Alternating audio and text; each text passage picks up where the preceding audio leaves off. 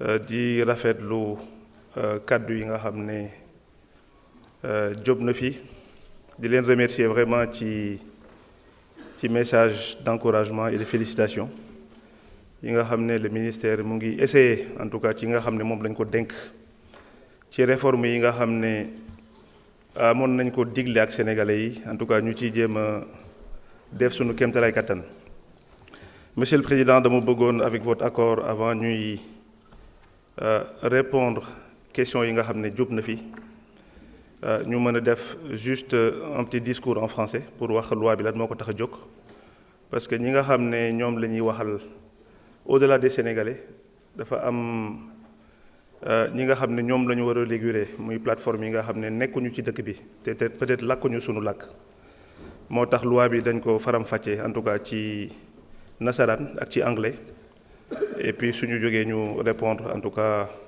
root yi laaj yi nga xam ne root na fi. Excellence, Monsieur le Président de l'Assemblée nationale, Madame le Secrétaire d'État auprès du Premier ministre,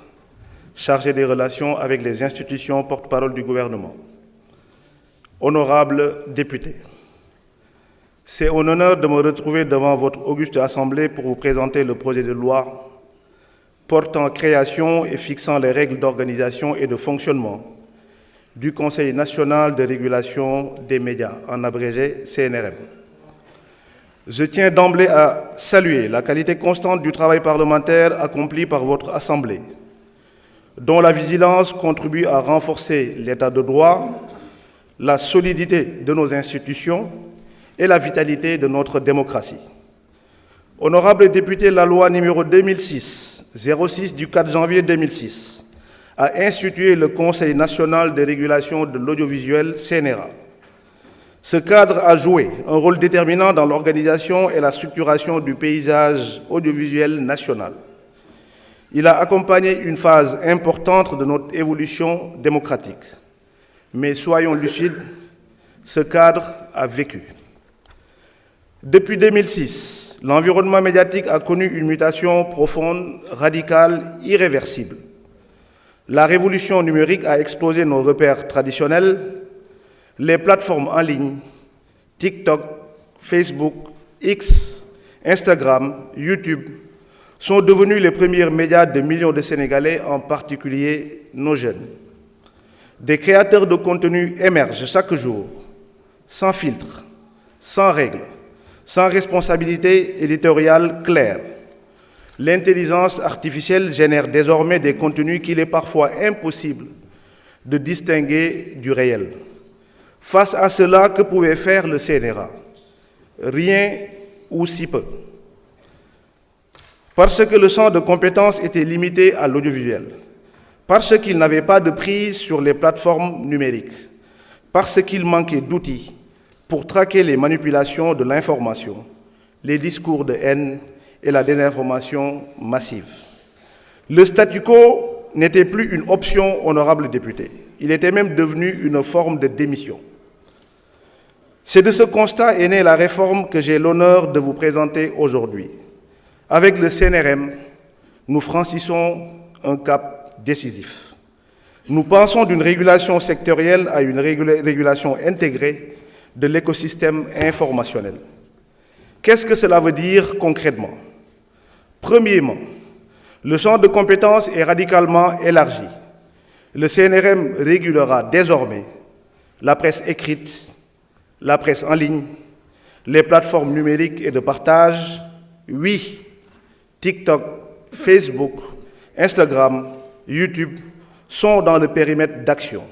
Les créateurs de contenu, les médias étrangers accessibles sur le territoire national. La régulation porte désormais sur le contenu indépendamment du support technologique utilisé. C'est une avancée majeure. Deuxièmement, le régulateur aura les moyens de sa mission. Le régulateur sans moyens est un régulateur fantoche et nous ne voulons pas de cela. Le CNRM disposera de moyens financiers à la hauteur des enjeux, d'outils technologiques pour détecter, analyser et contrer les manipulations de l'information, des compétences techniques renforcées pour faire face à la sophistication croissante des contenus générés par l'intelligence artificielle. Troisièmement, un pouvoir de sanction effectif. À quoi sert un régulateur qui peut constater des manquements, mais ne peut pas les sanctionner? À rien. Le CNRM disposera de pouvoirs de contrôle et de sanctions encadrés, proportionnés, mais réels, respectueux des droits de la défense, assortis de voies de recours juridictionnelles, mais dissuasifs. Parce que la liberté d'expression n'est pas la liberté de nuire. Parce que la démocratie, c'est le pluralisme, pas le chaos. Parce que nos concitoyens ont droit à une information fiable, pas une intoxication permanente. L'efficacité de la régulation passe aussi par la crédibilité de ceux qui le mettent en œuvre. C'est pourquoi nous avons profondément rénové les règles de la gouvernance. Les membres du collège de régulation sont désignés à l'issue d'un appel à candidature transparent. Le président et les membres exerceront un mandat de 3 ans, renouvelable une seule fois. Des règles strictes d'incompatibilité garantissant l'indépendance, l'obligation de prêter serment devant les juridictions compétentes consolident l'exigence d'impartialité. Une autorité indépendante, crédible, respectée, voilà ce que nous construisons. Honorables députés, je veux être clair pour dissiper toute ambiguïté. Ce projet de loi n'est pas un outil de censure. La liberté d'expression, liberté fondamentale, consacrée par notre Constitution, reste un pilier de la démocratie et le CNRM n'a pas de pouvoir l'entraver, mais pour l'encadrer. Ce projet de loi n'est pas une loi contre les plateformes, les GAFAM et les réseaux sociaux, mais ils doivent respecter nos lois, protéger nos citoyens et contribuer à la stabilité de notre espace public. Ce projet de loi n'est pas également un texte conjoncturel. Ce n'est pas une réponse face à une crise passagère, c'est une réforme structurelle qui prépare le Sénégal aux défis futurs. Ce que la loi est maintenant, un rempart contre la désinformation qui menace la cohésion sociale, une protection contre nos enfants, exposés à des contenus violents ou parfois inappropriés. C'est également un cadre clair des créateurs de contenu qui veulent exercer leur activité en toute légalité. Une exigence de responsabilité pour tous les acteurs de l'information. Permettez-moi, honorables députés, d'être concret sur ce qui nous attend. Premier défi, TikTok, Facebook, entre autres, et ces plateformes sont devenues les principaux espaces de débat ou pour les millions de Sénégalais. C'est une réalité. Mais elles fonctionnent avec leurs propres règles, leurs propres algorithmes et leurs propres intérêts. Comment faire respecter nos lois dans cet espace? Comment contraindre des entreprises basées à l'étranger à retirer des contenus illicites? Comment protéger nos enfants de l'exposition des vidéos violentes ou parfois pornographiques? Le CNRM devra avoir des outils juridiques et techniques pour dialoguer avec ces plateformes, les contraindre si nécessaire, à protéger efficacement nos concitoyens. Nous entrons dans une ère où, de plus en plus difficile à distinguer le vrai du faux, des vidéos hyper réalistes de personnalités publiques disant des propos qu'elles n'ont jamais tenus, des campagnes de désinformation massives automatisées,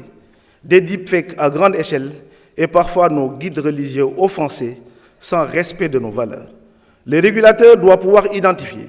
tracer et neutraliser ces contenus. Cela suppose des capacités technologiques avancées et une coopération internationale renforcée. Le troisième défi, la protection des mineurs. Nos enfants passent désormais plus de temps sur les écrans qu'en classe, pour certains. Et l'exposition à des contenus violents, haineux, pornographiques est un fléau silencieux mais dévastateur. Le CNRM doit avoir les moyens d'imposer aux médias et aux plateformes des mécanismes efficaces de contrôle parental, de signalement et de retrait de contenu rapide. Honorables députés, au moment de conclure, je voudrais dire ceci. Le choix que nous faisons aujourd'hui n'est pas un choix technique. Ce n'est pas une simple mise à jour juridique, mais c'est un choix de société. Choisissons-nous un espace public où tout se dit, tout se diffuse, tout se partage, sans règles, sans limites, sans responsabilité, où désinformation prospère, où la haine se propage, où les enfants sont livrés à eux-mêmes face à des algorithmes conçus pour capter leur attention et non pour les protéger? Ou devons-nous choisir un espace public ordonné, responsable, protecteur, où la liberté d'expression s'exerce dans le respect des droits fondamentaux, de la dignité humaine et de la cohésion sociale? Nous choisissons la deuxième option résolument. Le CNRM sera l'instrument de ce choix, une autorité moderne dotée de moyens à la hauteur des enjeux, capable de réguler un écosystème médiatique complexe et mondialisé. Un dernier mot, honorable député, ce texte que je porte avec conviction, je le porte aussi avec humilité, parce que je sais que votre travail, vos amendements, vos propositions ne pourront que l'enrichir. Je suis venu ici devant vous pour vous présenter ce projet de loi, mais je suis surtout venu pour travailler avec vous, afin d'en faire le meilleur texte possible pour le Sénégal, et je vous remercie de votre aimable attention. Monsieur le Président, ginnaaw bi ma la sant bi ma la nuyoo maa ngi sant honorable député yi ci qualité échange yi nga xam ne am nañ ko ci waxtaan bi peut-être pour ñëw tënk rapidement li nga xam ne wax nañ ko fi en wolof wax nañ ko ci tubaab ñu mën ko tënk tuuti ci wolof par rapport ak question yi nga xam ne rot na fi dama bëggoon rek rappeler ne loi bi nekk na loi boo xam ne waroon nañ ko voter depuis 2017 am na ñu bari ñu ñëw fii wax ne la loi vient à son heure mais jàpp naa ne dañu am retard ci ñaari niveau bi ci njëkk mooy par rapport ak avancée technologie bi nga xam ne gis nañu ravage ak dérive yi nga xam ne am na ci dëkk bi et deuxième point bi mooy par rapport à la loi bi nga xam ne mooy porté code de la presse nga xam ne wote nañ ko depuis 2017 loi boobu dafa waxoon ne dañu war a am Sénégal régulateur boo xam ne parce que ci champ de compétence loi bi ñu voté 2017 waxoon ne nañu réguler la presse en ligne et la presse écrite sauf qu'on s'est rendu compte que 10 ans après daanaka rien n'a été fait donc loolu muy une premier élément de réponse boo xam ne li tax ñu def loi bi bu ñu ñëwee loolu bokk na ci mais également champ de compétence bi nga xam ne wax naa ko par rapport ak tout ce qui a été dit parce que gis nañ fléau bi nga xam ne ñu ngi koy engendrer au niveau des réseaux sociaux des plateformes de partage ci li nga xam ne aujourd'hui am na ay jafe-jafe yu bari yoo xam ne ñu ngi koy indi honorable député yu bari ñëw nañ ci parce que jàpp nañ ne mënuñu toog par rapport ak évolution technologique bi ni muy avancer et que État du Sénégal mënul indi des réponses concrètes par rapport ak interpellation yi ñu ngi koy xam parce que gis nañu dérive yi comme ñu ngeen ko souligner bari na ci réseaux sociaux yi mais il fallait aussi que l'État du Sénégal puisse mettre en place loi boo xam ne dina permettre bépp réponse boo xam ne concrète mën nañ ko indi ñu mën ci indi ay saafara parce que li nga xam ne mën nañ ko tënk ci wàllum peut-être modération des contenus ci loolu laay njëkkee parce que gis nañu ne mën ñu jël tey ku nekk mën a ibbi site internet bu ko neex ñun ñëpp on est peut-être exposé médiatiquement en tant que politique wala en tant que représentant du peuple ñu def peut-être article boo xam ne même bu fekkee ne daanaka peut-être pour faire la promotion ci loo xam ne lu baax la mën nañ gis ay commentaires yoo xam ne daanaka nit yi dañuy ñëw di ci def ay commentaires yoo xam ne soit ay saaga la wala ñuy wax naka su dul noonu maintenant loi bi dina permettre à ce que képp koo xam ne am nga site internet wala nga am nga plateforme ci internet yow nga mën a assurer la modération des contenus parce que ta responsabilité désormais dafay engagé ci saaga yooyu nga xam ne da nga koy bàyyi ñu koy saaga ay jàmbur ba pare ñuy permettre à des gens yoo xam ne ñu koy lire loolu bokk na ci wax nañ aussi ci cyber harcèlement ak pédocriminalité li nga xam ne daanaka ñun ñëpp kenn mucc ci képp koo xam ne am nga njaboot rek mën nañ wax ne mën nga exposer dans ça parce que ñun ñëpp dañuy dem xëy liggéey bàyyi suñu doom ñu nekk say école et cetera parfois ils ont accès à des contenus yoo xam ne parents yi amuñu possibilité pour vérifier ko loolu aussi il faut que ñu indi loi yoo xam ne dina permettre à ce que ñu mën a protéger les enfants parce qu'il est notre devoir ñu mën a def loolu d'ailleurs c'est la raison pour laquelle la loi de la protection des mineurs loi boo xam ne ñi ngi ci liggéey ak ministère de la justice daanaka pare na et incha allah bientôt dinañ ko mën a indi fii pour que assemblée nationale mën ci àddu honorable député yu bari wax nañ fi également par rapport au deepfake mooy ñi nga xam ne dañuy jël ay nit wax loo ko loo xam ne mosu ko wax dem nañu technologie bi avancé na ba toll foo xam ne ñi nga xam ne tàmm nañu di def des messages peut-être des messages vocaux ci ay audio mën nañu jël audio par exemple transformer ko envoyé ko nit mu ba voix bi mel ne lu authentique mel ne waa ji mooy wax ñu wax ci naka su dul noonu parfois nit ñi sax dinañ dem police gendarmerie alors que tout ça c'est du faux loolu aussi il faut que ñu indi ay saafara yoo xam ne dina permettre à ce que demain incha allah ñu mën a indi des réponses concrètes loolu moo nekkoon ci li nga xam ne moom mooy premier élément bi par rapport également à la loi sur la protection des mineurs wax naa ci également mais également lépp li nga xam ne dafay indi ay conflits ethniques pardon parce que gis nañu ne am na ñoo xam ne dañuy nekk ci internet bi jàpp ne ñoom amuñu benn responsabilité parfois ça dépasse même ci dëkk bi dinañ dem par exemple da nga gis benn sénégalais buy wax d'autres pays de la sous-région yoo xam ne parfois ay messages de haine yoo xam ne fu mu lu mu mën a jur kenn xamul lu mu toll loolu moo tax je pense que il est normal que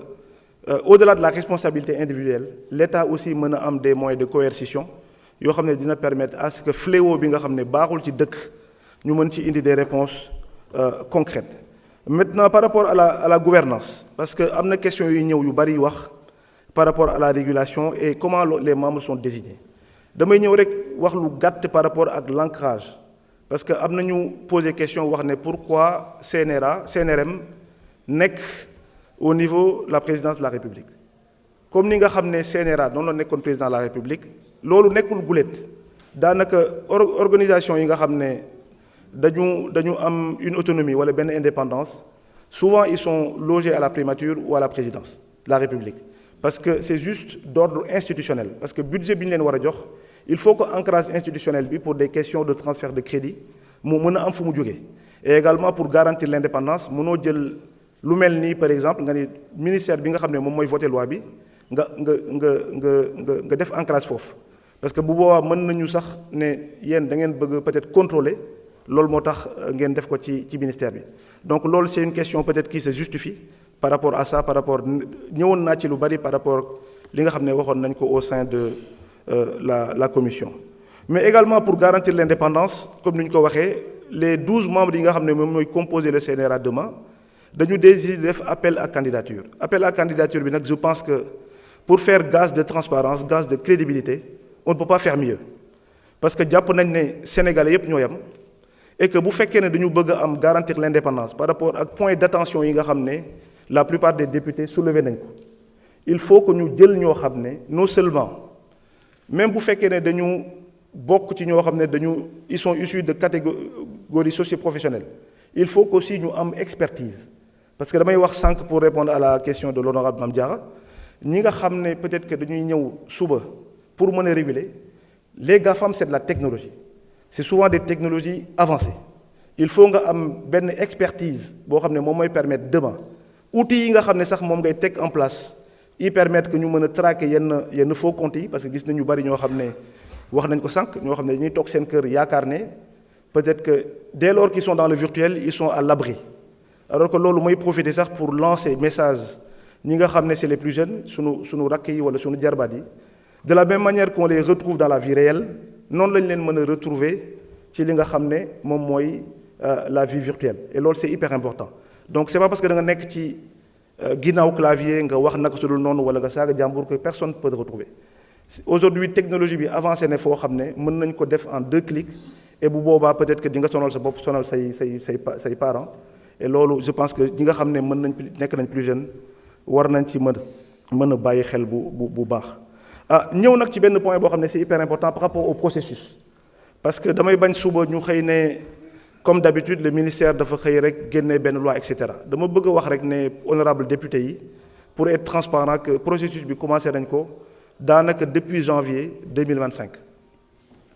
lu toll daanaka un peu plus de benn at ci ren boo xam ne taxawoon nañu ñu woo ñi nga xam ne ñoom la seen xam-xam màcc ci wàllum communication ak numérique maanaam l'écosystème woo également l'actuel CNRA bi nga xam ne moom moo fi nekk ba def nañ des ateliers yoo xam ne daanaka une vingtaine d'ateliers boo xam ne képp koo xam ne sa xam-xam màcc na ci ñëwoon nga ñu mën ci waxtaan bi ñu paree loi bi yóbbu nañ ko également à la Cour suprême pour entrave à la liberté yi nga xam ne peut-être que point d'attention yi député yu bari ñëw nañ ci ñu mën a faire en sorte que ba loi bi comme nu ma ko waxee sànq ci tubaab li nga xam ne liberté d'expression du ñu ko foowee quelque chose qui est garanti par notre constitution ñu mën ci indi garantie yi nga xam ne journalistes yi képp koo xam ne da nga am liberté consacrée par la constitution liberté boobu noonu nga mën ko jëmmal ba fu mën a yem. Mais comme li ñuy wax aussi dans la déclaration de 1879, la liberté des uns s'arrête là où celle commence des autres. loolu mu nekk loo xam ne lu am solo la c'est pas parce que yow dañ la jox liberté rek nga jàpp ne liberté bi yow c'est liberté bu infini la mën nga toog lu la neex nga wax lu la neex te dara du la ci fekk. Donc ñi nga xam ne dañuy wax ne peut-être que loi bi dafa répressif honorable député Thierno Alassane Sall ñëw na ci ñëw également ci li nga xam ne wàllum liberté d'expression honorable Ousmane Diop rapporteur ñëw na ci Serigne Cheikh Bara Ndiaye également ñëw na ci Abdourahmane Diouf honorable Awa Seck honorable Bara Diouf honorable Ousmane Ciss honorable El Hadji Ababacar Tambédou ñëw na ci également par rapport à l'encadrement. L'encadrement je pense que comme nu ma ko waxee sànq bu fekkee dañuy tànn 12 doomu sénégalais yoo xam ne jàpp nañ ne ñii seen xam-xam dafa màcc ci wàllum régulation et loolu ça va permettre même secteur bi nga xam ne mooy secteur bu ñuy yëngu mooy secteur des médias bi nga xam ne génnoon nañ fi rapport fii wax ne le modèle économique bi nga xam ne moom la ñu am jàpp nañ ne baaxul dem nañu ba penser au niveau de l'expertise ñu am ñi nga xam ne ce sont des spécialistes en économie des médias ñu mën a proposer peut-être des modèles viables loolu je pense que loolu la état mën a accompagner comme nu ma koy waxee depuis le début ñi nga xam ne ñoom ñooy les secteurs ñi nga xam ne ñooy évoluer dans le secteur de la presse. ñu ñëw également par rapport à l'intelligence artificielle je pense que honorable Alioune Ndao ñëw na ci gis nañu day phénomènes yoo xam ne phénomènes yu doy waar la ñu gis dem nañu ba jël sunu ay kilifa diine wala ay kilifa aada Sénégal à travers l'intelligence artificielle di leen waxloo wala ñu leen defloo ay jëfin yoo xam ne peut-être que sax ruus naa ci jaar loolu technologie bi moo toll foo xam ne il faut que nu ma ko waxee sànq ci tubaab le CNRM l'idée c'est pas de faire une énième loi voter une énième loi wala mettre encore une fois une énième entité su ñuy def loi bi comme nu ma ko waxee il faut que ñu jox ko les moyens de sa politique parce que technologie bi dafa avancé ay experts yoo xam ne ils gagnent des milliards ñoom ñoo koy utiliser il faut aussi des technologies yoo xam ne am nañ ko dinañ ko jébbal CNRM bis bu ñu ko tegee en place qui va permettre contenu yi nga xam ne ñu ngi koy identifier ici au Sénégal comme à l'étranger ñu mën ci apporter des réponses claires parce que pour faire un peu l'historique bi nga xam ne woo nañu waa Meta ak waa TikTok ñu ngi leen recevoir sama bureau en direction de mon directeur de cabinet et le directeur de la communication lan la ñu wax bi ñu leen waxee ne leen yéen pourquoi bu ñu leen saisiree du ngeen gaaw ngeen génne contenu bi nga xam ne nit bi dafa nekk étranger di saaga dañuy wax mais yéen Sénégal amoo leen loi boo xam ne buy encadrer lool donc urgence la woon par rapport à cette obligation légale de voter cette loi pour que demain ñu mën a am un outil juridique boo xam ne dina permettre à ce que suñu waxee ne TikTok parce que dégg naa ko sànq honorable Ousmane posé na ma question bi même en comité technique wax ne pourquoi du ñu tëj TikTok et am na réponse yoo xam ne ñëw na fii il faut que ñu xool le bon côté yi nga xam ne moom la plateforme yi aujourd'hui di permettre aujourd'hui ñun sax la ñun Sénégal parce que bu ñu xoolee daanaka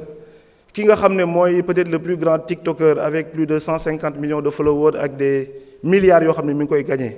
xaabilam pour le nommer c'est un Sénégalais donc ñun indépendamment des personnes ay des milliers de personnes yoo xam ne suba ñi ngi ci def jënd ak jaay ñi nga ci wane seen bopp parce que xam nañ Sénégal am nañ dëkk boo xam ne ñu am talent lañu mais talent boobu plateforme dina tax ñu mën ko génnee mënu mën a jaay seen bopp mais loolu ça doit pas être une réponse boo xam ne day tax ñi nga xam ne dañ ciy gagné ñu mën leen en tout cas ñu contraindre leen par rapport ak ñi nga xam ne dañ ciy def lu ñaaw loolu moo tax ñu mën a def cette loi boo xam ne dina permettre à ce que képp koo xam ne da nga nekk ci internet bi di ci def naka sul noonu loi bi mën ci indi des réponses yoo xam ne réponses yu concrètes la.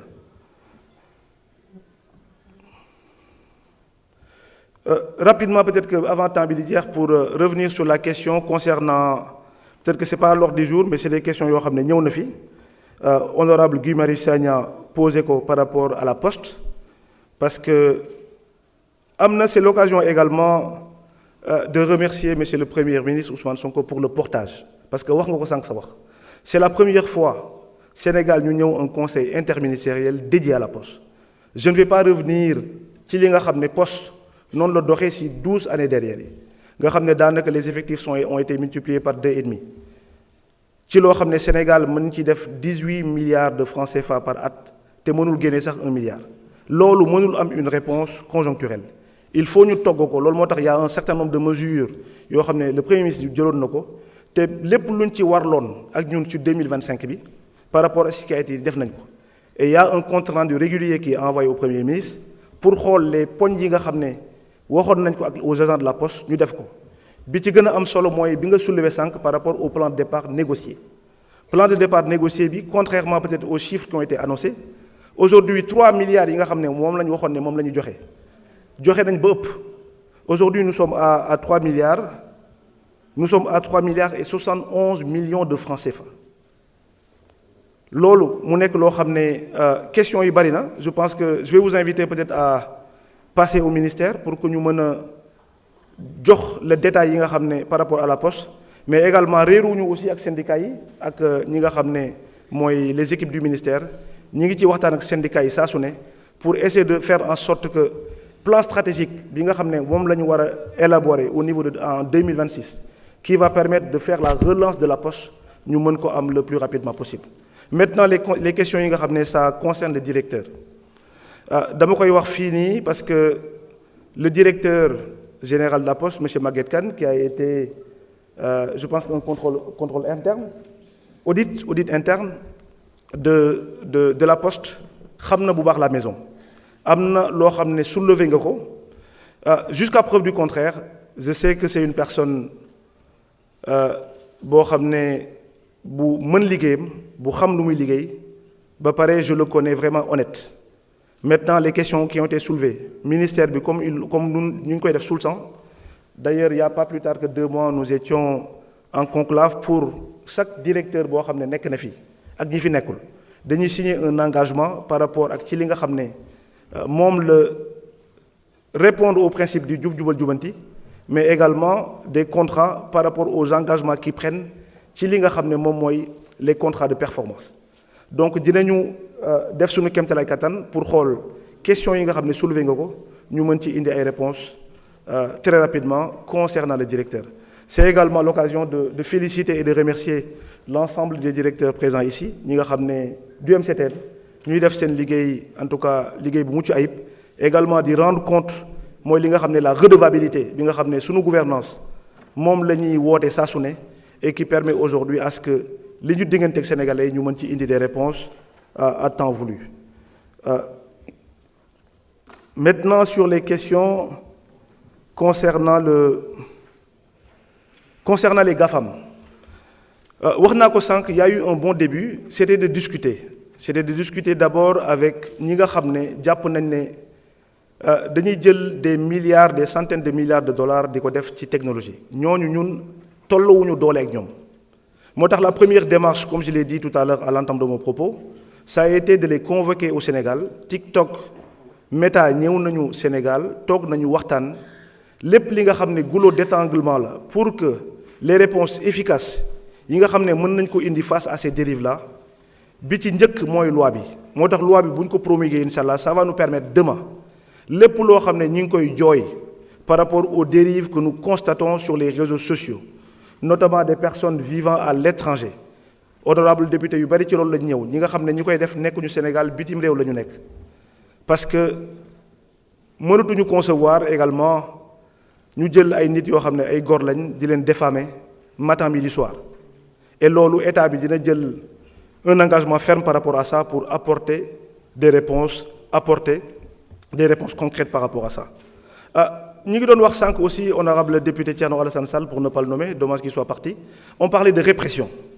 je pense que si on parle de répression ñun par rapport ak sunu gouvernance je pense que suñu jëlee ki nga xam ne moom mooy peut-être sunu président de parti muy Ousmane Sonko qui plus est le premier ministre de ce pays je pense que c'est la personne la plus diffamée la personne la plus calomniée dans ce pays bu fekkoon ne dañuy jël loi juste parce que dañu bëgg a topp ay nit wala dañu bëgg a diffamer ay journalistes je pense que nekk na loo xam ne. Monsieur le ministre, vous pouvez poursuivre pour 5 minutes. Parfait, merci beaucoup monsieur le président. dina nekk loo xam ne je pense que lu am solo la mais nag li nga xam ne moo ëpp solo ci wax ji mooy li nga xam ne confiance bi ñu war a am mutuellement parce que je pense que des exemples par rapport ak intégrité bi nga xam ne ñii nga xam ne dañuy réguler am nañ ko ma am nañ ci exemple yu bari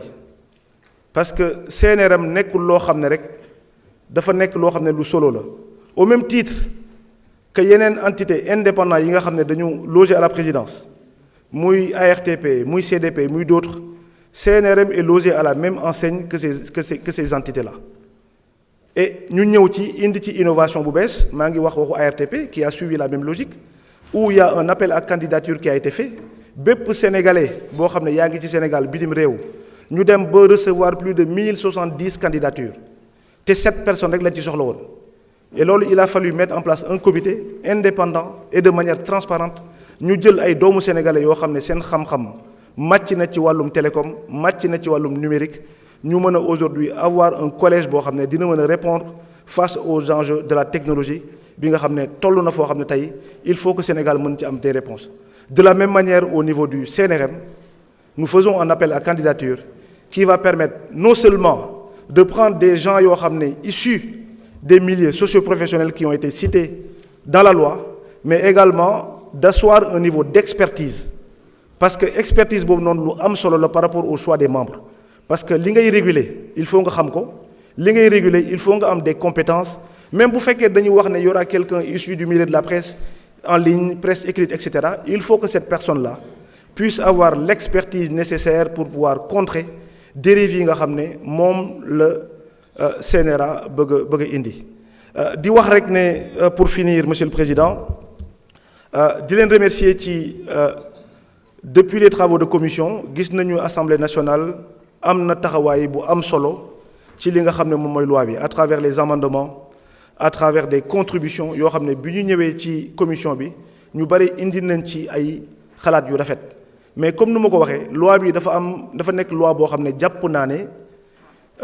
réforme yi gën a important ci quinquennat bi ñu nekk ci lay bokk parce que mënuñu ne on veut vivre dans une société boo xam ne dañu war a respecter ku nekk dañu war a respecter sa àq ak sa yelleef ba pare ñu mën a am fi nga xam ne foofu la ñuy waxee wala fi nga xam ne lu ci ëpp ci réew mi foofu la ñuy informer wu wala fi nga xam ne foofu nga xam ne sunu enfants yi foofu la ñuy toog ci lu bari di passer la plupart de leur journée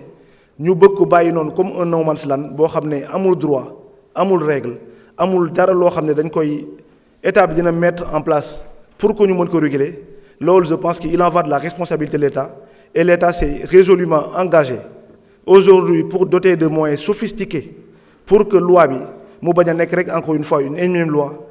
le CNRM mu bañ a nekk rek benn énième entité mais ñu mën ko doter non seulement de qualité de ressources humaines de qualité benn mais ñu mën ko doter également d'outils technologiques boo xam ne ça lui va permettre de faire face à ces dérives que nous constatons face à l'évolution de la technologie pour mën a répondre efficacement ci li nga xam ne moom la ñuy jàkkoonteel en termes de dérives sur les réseaux sociaux et sur les médias de manière générale mu am beneen élément boo xam ne bëgg naa ko yokk passe à la responsabilité parce que sanctions yi ñëw nañ ci dem nañu ba les sanctions graduelles boo xam ne dina dem 500 000 à 2 millions de francs pour les presses écrites et presse en ligne de 5 millions de francs à 20 millions pour les télés, les radios et les plateformes numériques à l'étranger de 100 millions jusqu'à 2% de leur chiffre d'affaires. loolu bu ñu ko waxee nag lu tax ñu insister ci encore une fois c'est pas la répression parce que dañu toll sonn ci Sénégal nit ñu jël ko yóbbu ko ci benn télé wala benn rajo nit boobu noonu amul benn expertise moo xam chroniqueur la bu tuddee boppam wala lu mu tuddee boppam mu toog jël papa jàmbur wala yaay jàmbur mu saago ko wax ko lu ko neex te responsabilité fu mu taxawoon foofu di wax ñooñu seen responsabilité du ñu engagé léegi de la même manière sur la voie pénale que ki nga xam ne dañ koy jàpp di ko yóbbu au niveau du procureur de la même manière le CNRM va s'autosaisir pour que dérive yooyu noonu fu ñu ko waxee ñooñu aussi non seulement que les responsabilités pénales soient engagées mais également ñu mën a taper dans la poche pour que des sanctions pécuniaires ñi jàpp ne moo gën a dissuasif pour que ñooñu aussi mën a répondre de leurs responsabilités loolu laa amoon lu ma ci wax honorable député Je suis désolé, je n'ai pas pu répondre à toutes les questions, mais je pense que de manière ramassée, xaw na englobé li nga xam ne moom lañ fi tënk comme laaj di leen waxaat également notre disponibilité et notre ouverture ci li nga xam ne lépp jaaxal na leen ci loi bi wala amendement bu ñu mën a yokk ngeen mën ñu ko indil ñu mën ko jox incha allah jërëjëf salaamaaleykum wa rahmatullah. Je vous remercie, Monsieur le ministre. Chers collègues, avant de passer au vote, je suspends la séance pour 5 minutes.